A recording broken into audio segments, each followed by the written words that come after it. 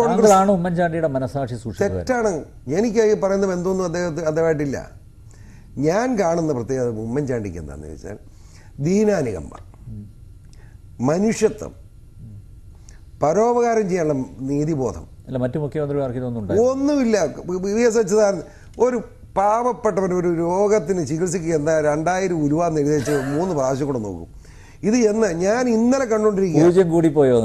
ഊജ്യം കൂടിപ്പോയി നോക്കുന്ന കക്ഷിയാണ് അത്. പുള്ളി എഴുതുകയല്ല, അന്നേരം പുറകോട്ട് കൊടുത്തിട്ട് കൊടുക്കണം, എഴുതി ടൈപ്പ് ചെയ്ത്. അപ്പോഴൊന്നിങ്ങനെ ഒരു ഇങ്ങനെ പൂടിച്ച ഇത് ഉമ്മൻചാണ്ടി ചെയ്യുന്നത് എന്താ? അന്നേരം അത് പഠിച്ചു. അത് രാഷ്ട്രീയ പാർട്ടിയുടെ നിറവൊന്നും നോക്കുന്നില്ല, ഏത് പാർട്ടിയാ ഏത് MLA നോക്കുന്നില്ല. ഇത് ഇത്രയും ദുഃഖമുള്ളതാണ്, ഇന്നതാണ് 1 ലക്ഷം രൂപ കൊടുക്കും, 1 ലക്ഷം എഴുതി കൊടുത്തേക്കുക. മനസ്സിലായില്ലേ? ആ ഒരു മനസാക്ഷി കാണിക്കുന്ന മുഖ്യമന്ത്രി ഇതേപോലെ വേറെ ആരുണ്ട്?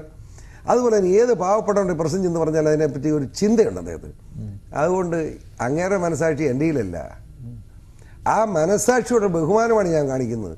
ഞാനത് കാണിച്ചില്ലെങ്കിൽ ഞാനും എൻ്റെ ടീം ഉയർത്തിക്കൊണ്ടുവന്ന ആ രാഷ്ട്രീയ കാഴ്ചപ്പാട് അതിനനുസൃതമായി പ്രവർത്തിക്കുന്ന ഒരു പൊതുപ്രവർത്തകനെ ഉമ്മൻചാണ്ടിയിലൂടെ കണ്ടിരിക്കുകയാണ്. അതുകൊണ്ട് ഞങ്ങൾ കൂടിക്കൊടുക്കുക. ഉമ്മൻചാണ്ടി എന്ന് പറയുന്ന ആ മനുഷ്യൻ 18 മണിക്കൂർ ജോലി ചെയ്യുക ഒരു മനുഷ്യൻ. എനിക്ക് പറ്റുന്നില്ല. മനസ്സിലായില്ലേ? അതിലും വലുത് ജനസമ്പർക്ക പരിപാടി കുറ്റം പറയുന്നു. മുഴുവൻ MLA മാരോടെ പോയി കാവലിരുന്നു. മനസ്സിലായോ? വില്ലേജ് ഓഫീസർ ചെയ്യേണ്ടത് ചെയ്തതെന്ന് പറയും. ആ വില്ലേജ് ഓഫീസർ ചെയ്യേണ്ടത് കഴിഞ്ഞ 15 കൊല്ലമോ 10 കൊല്ലമായിട്ട് ചെയ്യാതിരുന്നപ്പോൾ 1 മിനിറ്റ് കൂടെ ചെയ്യുന്ന സാഹചര്യം ഉമ്മൻചാണ്ടി ഉണ്ടാക്കി എന്ന് പറഞ്ഞാൽ ആ മനുഷ്യൻ്റെ ആ കാഴ്ചപ്പാടിനെ ബഹുമാനിക്കണ്ടേ? അല്ല, അതുകൊണ്ടാണോ ഈ കുതിര കച്ചവടത്തിന് കൂട്ടുന്നത്? ആര് കുതിര കച്ചവടം? എന്ത് കുതിര കച്ചവടം? കുതിരയെ കണ്ടിട്ടേ ഇല്ല. ഞാൻ കുതിര കണ്ടിട്ടില്ല. കുതിരയും കൂട്ടി ഉമ്മൻചാണ്ടിയുടെ വീട്ടിൽ പോയി എന്നാ പറഞ്ഞത്. ചുമ്മാ വിവരക്കേട് പറയുന്നില്ലേ? ജീർണത ബാധിച്ചവർക്ക് എന്നാ പറയാൻ പാടില്ലാത്ത. അല്ല, പക്ഷെ അതിരാവിലെ എന്തായാലും PC എഴുന്നേക്കാൻ അല്ലേ അറിയാമല്ലോ. 5 മണിക്ക് ഞാൻ പോയത് വിവരക്കേടല്ലേ, ബോധമുള്ളൂ പറയുമോ? ഞാൻ ക്ഷമിച്ചു, മിണ്ടാത്ത പിള്ളേരല്ലേ, യാത്രക്കാർ ഓരോന്ന് എഴുതുക, അവർക്ക് റേറ്റിംഗ് കൂടാൻ വേണ്ടി എന്താണ് ചെയ്യട്ടെ. പക്ഷെ ഞാനങ്ങനെ അദ്ദേഹത്തെ കൊണ്ട് ഉമ്മൻചാണ്ടിയെ കാണാൻ പോകേണ്ട സാഹചര്യം എനിക്കില്ല. അതിൻ്റെ ആവശ്യമില്ല. 5 മണിക്ക് സുഖമായിട്ട് കിടന്ന് ഉറങ്ങുക. ഇവർ തന്നെ എന്നിട്ട് 5:05 സെൽവരായി ഞാനും കൂടി സെൽവരായി എന്നെ വിളിച്ചത് 5:05. അങ്ങനെ എൻ്റെ കൂടെ പിന്നെ വിളിക്കണോ? വിവരക്കേട് പറഞ്ഞ ഏതാ 5 സെക്കൻഡാണ് വിളിച്ചത്. ഇറങ്ങി നിൽക്കാൻ പറയാൻ വേണ്ടി എൻ്റെ കൂട്ടത്തിലുണ്ടെ വിളിക്കണോ? 5 മണി 5:05 5:18 എന്നൊക്കെയാണ് പറയുന്നത്. എന്തായാലും വിളിച്ചിട്ടുണ്ട്. ഞാനും സെൽവരാജുമായുള്ള ബന്ധം ദോസ്തുക്കളാണെന്ന് പറഞ്ഞിട്ടുണ്ട്. ദോസ്തുക്കളാണ്, ഒരു സംശയം വേണ്ട. ഞാനിപ്പോൾ കാണുന്നത് എന്താണെന്ന് പറയാം. ഞാൻ പറഞ്ഞ ആ ടീമിൽ ഈ സെൽവരാജും വരും. ഞങ്ങളുടെ അകത്തെ ടീമല്ല, പുറത്തെ ഇങ്ങനെ ഓർബിറ്റുകൾ പലതുണ്ട്. അതിനകത്ത് ആ ഓർബിറ്റിനകത്ത് ഈ സെൽവരാജുമുണ്ട്. ശുദ്ധ കമ്മ്യൂണിസ്റ്റുകാരൻ, പാവപ്പെട്ടവൻ, നാടാർ സമുദായത്തിലൊരു അംഗം, ലാറ്റിൻ മേഖലയിൽ സജീവ പ്രവർത്തനം നടന്ന മാന്യനായ ഒരു പൊതുപ്രവർത്തകൻ.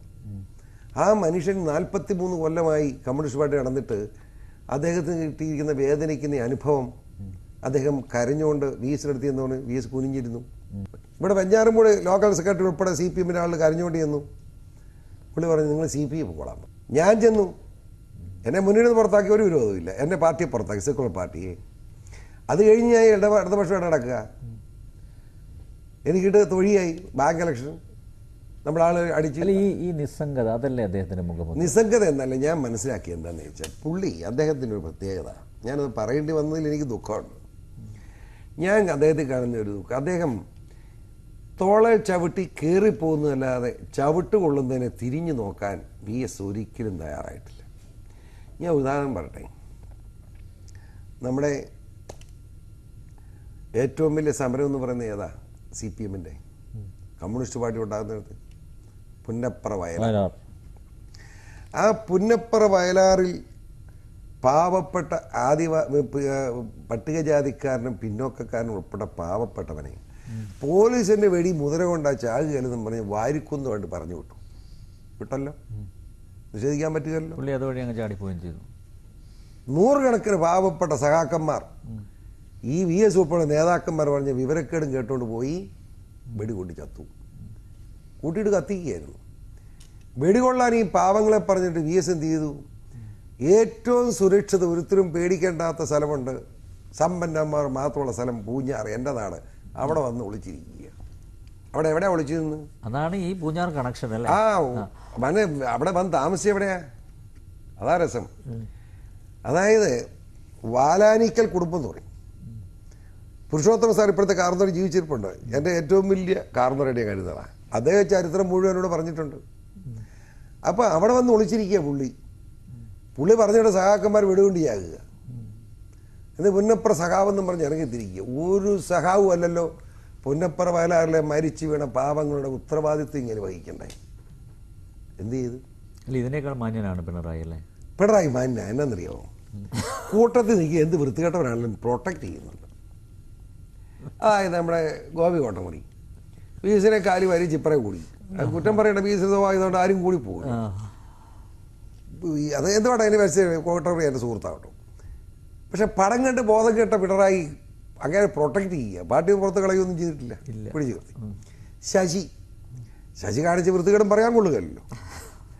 ആ ശശിയുടെ കാര്യം കേസെടുത്ത് അറസ്റ്റ് ചെയ്യണ്ടേ, പ്രൊട്ടക്ട് ചെയ്തല്ലോ. അങ്ങനെ ഇവിടെ ഞാൻ ചോദിക്കട്ടെ, ഇവിടെ ഈ സെൽവരാജിൻ്റെ പ്രശ്നം തന്നെ. സെൽവരാജ് പിണറായി അല്ല VS പക്ഷമായതുകൊണ്ട് ഇത് പറ്റി നിയമം മാറ്റിയെടുത്ത് തോക്കാൻ നിർത്തി. പുള്ളിയുടെ ജനസ്വാധീനം കൊണ്ട് അദ്ദേഹം VSനോട് ഗുഡ് ബൈ പറഞ്ഞിരുന്നു. ഞാനോ? അല്ല, മലപ്പുറം സമ്മേളനത്തിൽ VSന്റെ കൂടെയായിരുന്നു സെൽവരാജ്. പക്ഷേ ഗുഡ് ബൈ പറഞ്ഞ ഔദ്യോഗിക പക്ഷത്തേക്ക് വന്നതാണ്. ആരെ? സെൽവരാജ്. ഒരിടത്തും കൂടിയില്ല പുള്ളി വളരെ ആത്മാർത്ഥ VS പക്ഷമായിരുന്നു. ഈ രാജിവെക്കുന്നതിനും 1.5 ആഴ്ച മുമ്പ് VSനെ പോയി കണ്ടു. VS ഭക്തിയായിരിക്കും. കണ്ടതാണ്. അപ്പോൾ പുള്ളി ഇത് പറഞ്ഞപ്പോഴും ഇങ്ങനെ കുനിഞ്ഞിരുന്നു. ഞാൻ ചോദിച്ചു, ഇതാ വസ്തു. എത്ര കോടി കൊടുത്തു അത് പറ. നമ്പ്യാരെ, എന്നെ വിശ്വസിക്കൂ, ആ പാവപ്പെട്ട മനുഷ്യനെപ്പറ്റി ഇത്ര ഹീനമായി സംസാരിക്കാൻ VSനെ പോലുള്ള കഠിന ഹൃദയർക്കേ കഴിയൂ. പിണറായി കഴിയും. പിണറായിയുടെ സ്വഭാവം അതാ. പിണറായി എല്ലാം പണത്തിൻ്റെ പേര് കാണുന്നവനാണ്. പിണറായി സെറ്റെന്ന് പറഞ്ഞാലും പണത്തിൻ്റെ പേര് കാണുന്നത്. ഇപ്പം നമ്പ്യാരെ കണ്ട നമ്പ്യാരുടെ പണം എത്ര എന്നുള്ളത്, അല്ലാതെ നമ്പ്യാരുടെ ഡ്രസ്സ് എത്ര രൂപ അങ്ങനെ ചിന്തിക്കുന്ന സ്വഭാവം എൻ്റെ കയ്യിലൊന്നുമില്ല. അല്ല, മനസ്സിലായില്ലേ? പിണറായി ഇപ്പം നമ്പ്യാരെ കാണുക, നമ്പ്യാരെ കാണുമ്പോൾ നമ്മുടെ നമ്പ്യാരാണല്ലോ, കണ്ണൂരുകാരനാണല്ലോ, നമ്മുടെ സൂര്യയിലെ ആളാണല്ലോ, അങ്ങനെ ചിന്തിക്കും. അവനിട്ട് ഷർട്ട് 2000 രൂപയുടെ ആണല്ലോ, വാച്ച് 3000 രൂപയുടെ ആണല്ലോ, ഇങ്ങനെ പിണറായി ചിന്തിക്കുന്നത്. മനസ്സിലായോ? അതാ വ്യത്യാസം. ആ സ്വഭാവം ഉള്ളത് കൊണ്ട് ഇങ്ങനെ കാശിൻ്റെ PC എന്തെങ്കിലും മോഹന വാഗ്ദാനങ്ങൾ ഇല്ലാതെ സെൽവരാജ് നിയമസഭാംഗത്വം രാജിവെക്കുമോ? അത് തോന്നുന്നു. അത്രയും മണ്ടനാണോ അദ്ദേഹം? ഞാൻ ഒരു കാര്യം പറയാം. സെൽവരാജ് ജനങ്ങളോടൊപ്പം ജീവിക്കും എന്ന് ദൃഢനിശ്ചയം ചെയ്തുകൊണ്ട് MLA സ്ഥാനം രാജിവെക്കുന്നതിൻ്റെ അർത്ഥം എന്താ? ആ ജനം അദ്ദേഹത്തെ ഉയർത്തി സഭയിലേക്ക് കൊണ്ടുവരുമെന്ന് അദ്ദേഹം വിശ്വസിക്കുന്നുണ്ട്. യാതൊരു സംശയം വേണ്ട.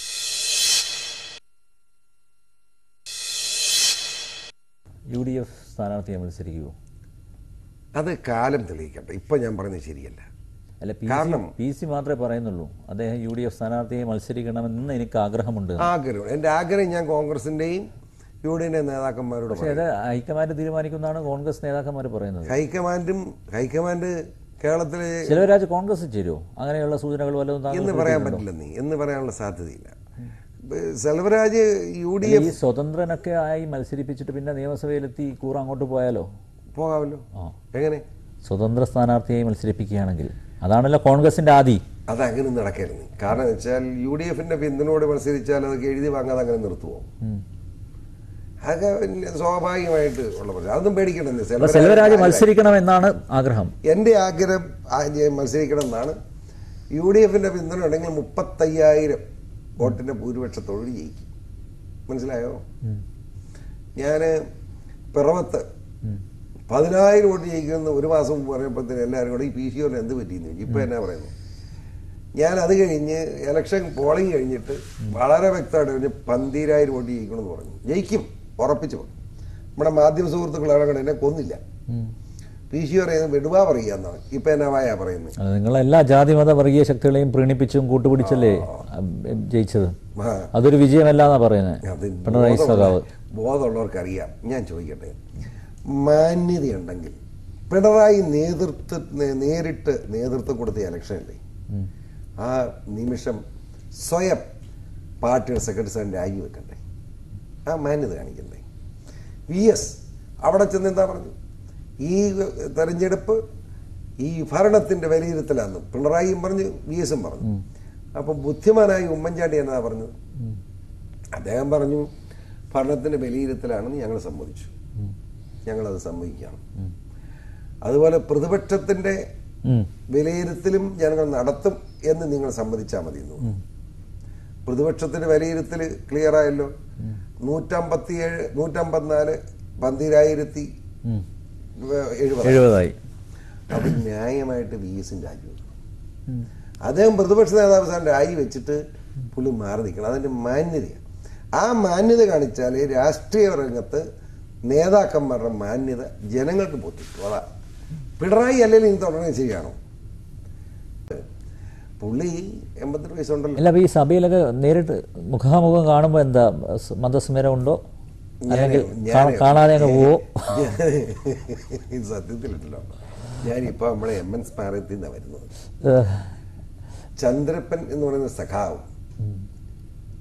PKയുടെ ഒക്കെ അനുയായിട്ടുള്ള സഖാവാണ്. MN ഗോവിന്ദനാരുടെ TV തോമസിനെ പോലുള്ള മാന്യന്മാരായ AKജിയെ പോലുള്ള കമ്മ്യൂണിസ്റ്റുകാരുടെ യഥാർത്ഥ ഒരു സഖാവാണ് പ്രിയങ്കനായ ചന്ദ്രപ്പൻ സഖാവ്. അദ്ദേഹത്തെ പറയാൻ ഇനി വല്ലതും ബാക്കിയുണ്ടോ CPM നേതാക്കൾ? അതാ ഞാൻ പറഞ്ഞത്, അടുത്ത കാലത്ത് അതുപോലുള്ള ഒരു ഇപ്പൊ മരിച്ച അവിടെ പോയിട്ടേ ഞാൻ വരുന്നത്. ആ നേതാവിനെ പറ്റി പിണറായി വിജയനൊക്കെ പറയുന്ന വൃത്തികേട് എത്ര മോശമാണ്. അതാ പറഞ്ഞ് ജീർണത ബാധിച്ച കമ്മ്യൂണിസ്റ്റുകാരായി ഇവരെന്ന് പറഞ്ഞ്.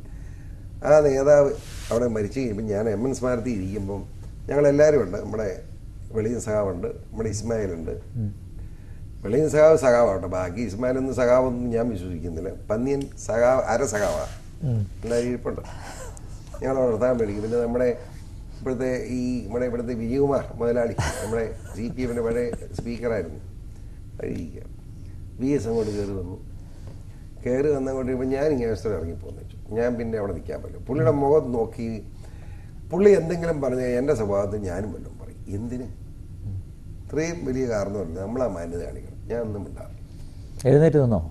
ഇരുന്നില്ല. സത്യമായിട്ട് എഴുന്നേറ്റിരിക്കും. ഇത്രയും പ്രായമുള്ള കാരണവന്മാരെ ബഹുമാനിക്കാനാണ് എൻ്റെ അപ്പനും അമ്മയും എന്നെ പഠിപ്പിച്ചിരിക്കുന്നത്. ഞാനൊന്നും വ്യത്യാസമൊന്നും വരുത്തുകയില്ല. ഒരിക്കലും ബഹുമാനിക്കേണ്ടവരെ ബഹുമാനിക്കാതിരിക്കുന്നില്ല. പക്ഷെ സംസാരവും ഭാഷയിലും കുറവ് വരുത്താൻ പറ്റില്ല. ശരിക്ക് വേണ്ടിയുള്ള പോരാട്ടമാകുമ്പോൾ ഒരു തെറ്റ് കണ്ടാൽ അതിനകത്ത് പതുക്കെയും ഉറക്കയും വ്യത്യാസവും ചൂന് പറയേണ്ടി വരും. അതിനോട് ക്ഷമിക്കണം. PC എന്തായാലും ടെൻഷൻ മാറിയല്ലേ? ഈ പിറവം ഒരു ടെൻഷനായിരുന്നു, അത് കഴിഞ്ഞു. ഇനിയിപ്പം എനിക്കൊരു ടെൻഷനില്ല. നെയ്യാറ്റിൻകര 35,000 ഭൂരിപക്ഷം. PCയുടെ കാര്യമല്ല, UDF എന്നാ പ്രശ്നം ഇരിക്കുന്നത്. UDF ഒക്കെ വളരെ സ്മൂത്തായിട്ട് പോകണം എന്നല്ല. ഈ മാണി സാറ് ഓടി നടന്ന് ആവശ്യപ്പെട്ടിട്ടും ഒരു മന്ത്രിസ്ഥാനം അധികം കൊടുത്തില്ല. ഇപ്പൊ ഇതാ മുസ്ലിം ലീഗിന് 5ാം മന്ത്രിസ്ഥാനം കൊടുക്കാൻ പോവാ. 2 മന്ത്രിമാരാ സത്യപ്രതിജ്ഞ ചെയ്യാൻ പോന്നെ. ഇത് കേരള കോൺഗ്രസ് എമ്മിന് കിട്ടുന്ന ഒരു അടിയാണ്, മറക്കരുത്. തമ്പ്യാരെ എന്നെ ചൂടാക്കല്ലേ. അല്ല, ഞാൻ ഏറ്റവും വിശ്വസ്തനായി കൊണ്ടു നടക്കുന്ന ഒരാളാണ് മുഖ്യമന്ത്രി. PC ഒരു വാക്ക് പറഞ്ഞാൽ മതിയായിരുന്നു. എന്റെ തമ്പിയാരെ, എന്നെ കൊല്ലൂന്ന് പറഞ്ഞാൽ ഞാൻ ഈ ഗവൺമെന്റ് പങ്കാളി മന്ത്രിയാകുന്നില്ല. എന്നെ വിശ്വസിക്കൂ നിങ്ങൾ. മാണിസാറും നടക്കല. ഞാൻ മാണിസാറുമായിട്ട് എനിക്ക് നല്ല PC ഇടക്ക് പറഞ്ഞു വേറെ 1-2 പേരെയൊക്കെ ഇങ്ങോട്ട് കൊണ്ടുവരുന്നു. ഞാൻ പറയാം. അതായത് ഈ മന്ത്രിസ്ഥാനത്തിനൊക്കെ അപ്പുറത്ത് ഞാൻ പറയാം, ഈ കേരളത്തിൽ ഇനി നമുക്ക് പ്രതീക്ഷിക്കാനും വിശ്വാസം അർപ്പിക്കാനുള്ള നേതാക്കന്മാർ എന്ത് പറഞ്ഞാലും AK ആന്റണി എന്ന് പറയുന്ന നേതാവ്, അദ്ദേഹം ഡൽഹിയിൽ ഇരിക്കുന്നതിന് ഗുണം കേരളത്തിൽ ജനം കിട്ടാൻ പോകും. അദ്ദേഹവുമായി സഹകരിച്ച് ആലോചിച്ച് ഇവിടുത്തെ UDFന്റെ പ്രവർത്തനം മുമ്പോട്ട് കൊണ്ടുപോയാൽ കേരളം എല്ലാ കാലങ്ങളിലും ജനങ്ങളുടെ പിന്തുണയോടുകൂടി ഈ ഗവൺമെന്റ് തുടരാം. രമേശ് ചെന്നിത്തല മോശം എന്ന് പറയാൻ പറ്റില്ല. അതുപോലെ ചെറുപ്പത്തിലെ KPC പ്രസിഡന്റായി വന്ന ഒരു മനുഷ്യനാണ്. അതിനും വളരെ മാന്യമായ സമീപനമാണ് ജനങ്ങളോട്. അങ്ങനെ നല്ലൊരു ടീം വർക്കായിട്ട് പോകുന്നുണ്ട്. ഇങ്ങനെ പോയാൽ മതി. മാണി സാർ ഇത്രയും പരിണിതപ്രജ്ഞനല്ലേ, അദ്ദേഹത്തിന് ഈ വർഷത്തെ ഇടയ്ക്ക് മാണി സാറിന് ചില മോഹന വാഗ്ദാനങ്ങളൊക്കെ ഒരു ചാഞ്ചാട്ടമൊക്കെ ഉണ്ടായിരുന്നു. അത് പോയോ ഇല്ലയോ എന്നുള്ള അറിയില്ല. അല്ല, വെറുതെ പറഞ്ഞുണ്ടാക്കിയ അദ്ദേഹം അങ്ങനെ ചിന്തിച്ചിട്ടേ ഇല്ല. ഇടതുപക്ഷത്ത് മാണി സാറിന് ആഗ്രഹമില്ല ഉള്ളിൻ്റെ ഉള്ളിൽ ഒരു തവണയെങ്കിലും കേരളത്തിന്റെ മുഖ്യമന്ത്രിയാവുക? ഞാൻ വേറെ സംശയിക്കട്ടെ, കേരളത്തിൽ ഇന്ന് ജീവിച്ചിരിക്കുന്ന എല്ലാ നേതാക്കന്മാരും വെച്ച് താരപ്പെടുത്താൽ മുഖ്യമന്ത്രിയാണ് അദ്ദേഹത്തെ അല്ലാതെ പറയുന്നില്ല. അതാ ഞാൻ പറഞ്ഞ ആ ഒരു ആഗ്രഹം എന്തായാലും UDFൽ നിൽക്കുമ്പോൾ അത് ആഗ്രഹ പൂർത്തീകരണം ഉണ്ടാവില്ല. പുള്ളിക്ക് റിയാലിറ്റി മനസ്സിലാകുന്നയാളാണ് മാണി സാർ. വസ്തുതാപരമായി കാര്യങ്ങൾ വിശകലനം ചെയ്യുമ്പോൾ ഇപ്പോഴത്തെ രാഷ്ട്രീയ സാഹചര്യത്തിൽ ഒരു കേരള കോൺഗ്രസ് മുഖ്യമന്ത്രി കിട്ടാൻ യോഗ്യതയല്ല, അർഹതയില്ല എന്ന വസ്തുത അംഗീകരിച്ചാൽ മതിയോ? മനസ്സിലായില്ലേ? അവിടാണ് പ്രശ്നം. ഇവിടെ ഇപ്പോഴത്തെ UDF എന്ന് പറയുന്നത് കോൺഗ്രസ് നേതൃത്വത്തിലുള്ള ഒരു മുന്നണിയാണ്. ആ മുന്നണിയിൽ സ്വാഭാവികമായി ഒറ്റ മെയിൻ കക്ഷി എന്ന നിലയിൽ കോൺഗ്രസിൽ നിന്ന് തന്നെ മുഖ്യമന്ത്രി ഉണ്ടാവണം. നേരെ മറിച്ച് മുഖ്യമന്ത്രി സ്ഥാനം ചോദിക്കണമെങ്കിൽ നിർണായകമായ സ്വാധീനമുള്ള MLA-മാരുണ്ടാണ്. ഇപ്പം വേണേ രാജിവെക്കുന്നൊക്കെ ഭീഷണിപ്പെടുത്താം. അതൊന്നും മാന്യതയല്ല മുന്നണിയുടെ. നേരെ മറിച്ച് ഇപ്പോൾ കോൺഗ്രസിന് 38 MLA ഉണ്ട്, ഒരു 36 MLA ഉണ്ട് കേരള കോൺഗ്രസ്. മാണി സാറിന് തന്നെ മുഖ്യമന്ത്രിയാക്കിയേ പറ്റുള്ളൂ. അതിനകത്ത് ഉമ്മൻചാണ്ടിയും വരികയിലൊന്നും വരിക, അത് വരണം, അതില്ല. ഇപ്പോൾ 9 MLA-മാരുണ്ട്, വേണം ഇപ്പം നമ്മളിങ്ങോട്ട് മാറി ആ ഗവൺമെൻറ് പോകും. അതിനകത്ത് ഒരു ക്രെഡിബിലിറ്റി ഇല്ല പാർട്ടിക്ക് അങ്ങനെ ചെയ്താൽ. നീതിയുടെ പ്രശ്നമാണ്. അല്ല, അപ്പോൾ ഉമ്മൻചാണ്ടിക്ക് മനസ്സമാധാനത്തോടെ ഭരിക്കാം, എന്താ സംശയം? അദ്ദേഹത്തെ തൻ്റെ ഇടമായി മുന്നോട്ട് പോവാം, ജനങ്ങളുടെ പരിപൂർണ പിന്തുണ ഉണ്ടാവും. PC ജോർജിനെ പോലുള്ള ചുണക്കുട്ടികൾ കൂടെ ഞാൻ മരിച്ചു കൂട്ടത്തിലുണ്ടാവും, ഒരു സംശയം. അപ്പം വളരെയധികം നന്ദി. ഇനിയും ചീഫ് വിപ്പ് കൂടുതൽ വിവാദങ്ങൾ ഉണ്ടാക്കട്ടെ എന്ന് ആത്മാർത്ഥമായി ആശംസിക്കുന്നു. Thank you very much.